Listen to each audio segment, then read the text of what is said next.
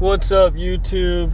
Alright, this idea is definitely going to draw a smile. I don't know if this is the dumbest thing I've ever came up with or the most clever thing I've ever come up with, but considering it's an electric lawnmower that is super light and that is a extreme hoverboard, it is not your basic hoverboard. It's about 100 pounds alone between the battery and the hoverboard. It's really heavy duty, but me and my son had a good time. It's an all-electric, zero-turn lawnmower I made in about 10 minutes. So check it out. I hope you liked the video.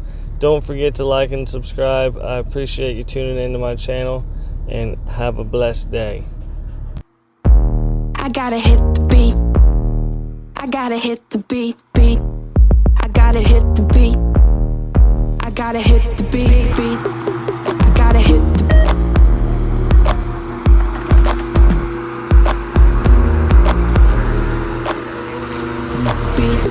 I got it. I got it.